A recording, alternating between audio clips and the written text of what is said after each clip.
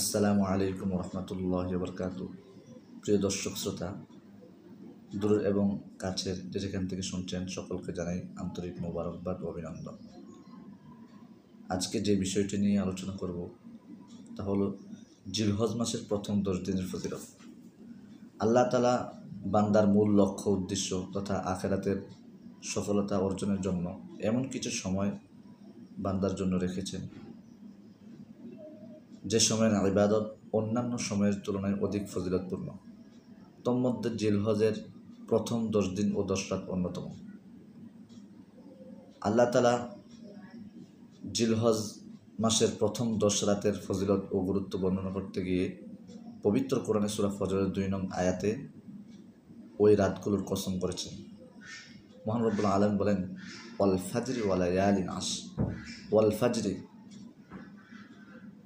ফজরের কসম, ওয়া লায়ালিন আশর এবং 10 রাতের কসম। আর মহান রব্বুল আলামিন কোনো বস্তু সম্পর্কে কসম করলে সেই বস্তুর ফজিলত এবং গুরুত্ব প্রকাশ পায়। ওয়া লায়ালিন আশর এই আয়াত থেকে কোন 10 রাত উদ্দেশ্য এ নিয়ে মতপার্থক্য থাকলেও হযরত ইবনে আব্বাস রাদিয়াল্লাহু তাআলা আনহু, ইবনে জুবাইর রাদিয়াল্লাহু আনহু এবং মুজাহিদ রহমতুল্লাহ আলাইহি সহ অধিকাংশ উলামায়ে কেরামদের নিকটে জিলহজের প্রথম 10 দিনের উদ্দেশ্য, যেটি ইবনে কাসিরের মধ্যে তাফসিরে ইবনে কাসিরের মধ্যে স্পষ্ট বর্ণনা রয়েছে। তাফসিরে ইবনে কাসির রহমতুল্লাহ আলাইহি বলেন, ওয়াল লায়ালিল আশরু আল মুরাদু বিহা আশারু জিল হাজ্জাহ, অর্থাৎ ওয়া লায়ালিন আশর থেকে উদ্দেশ্য হলো জিলহজের প্রথম 10 রাত। সুতরাং আল্লাহ তাআলা যেহেতু উক্ত 10 রাতের কসম করেছেন, তাই উক্ত আয়াত দ্বারা এই রাতসমূহের ফজিলত এবং আহমিয়ত প্রমাণিত হয়। হাদিস শরীফেও এই রাত ও দিনসমূহের ফজিলতের ব্যাপারে বিভিন্ন ধরনের বর্ণনা পাওয়া যায়। যেমন হযরত আনাস রাদিয়াল্লাহু তাআলা আনহু থেকে একটি হাদিস বর্ণিত আছে। তিনি বলেন, কানা ইউকালু ফি আইয়ামিল আশরি বিকুল্লি ইয়াউমিন আলফুন ওয়া ইয়াউমু আরাফাতা আশারাতু আলাফিন ইয়াউমিন।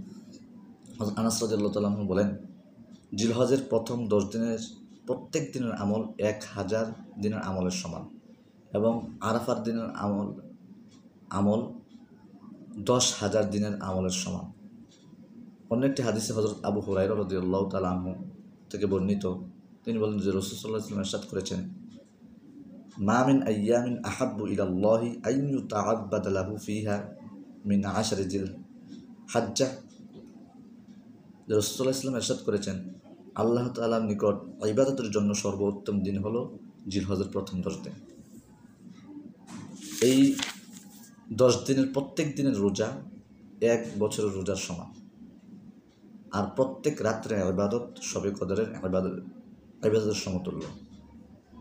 অতএব আমরা কোরআন হাদিসের আলোকে বুঝতে পারি যে জিলহজ মাসের প্রথম 10 দিনের এবং 10 রাতের এই সময়গুলোর গুরুত্ব অনেক।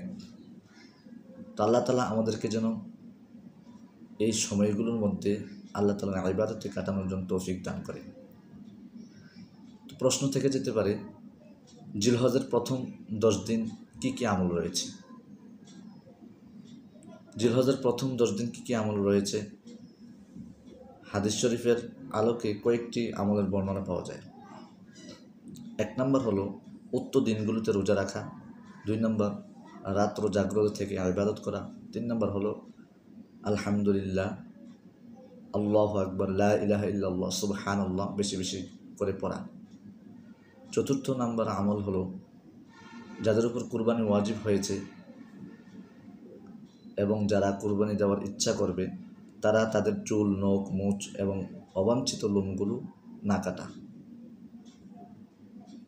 এবং যারা গরিব রয়েছে তাদের জন্য উক্ত আমল মুস্তাহাব নিয়ে কিছুটা মতানৈক্য থাকলেও যদি আমলটি করে তাহলে তারা কুরবানির সওয়াব পাবে বলে আশা করা যায়। তো আল্লাহ তাআলা আমাদেরকে জিলহজের প্রথম 10 দিনের ফজিলত বুঝে আমল করার তৌফিক দান করুক। ওমা তৌফিক ইল্লা বিল্লাহ।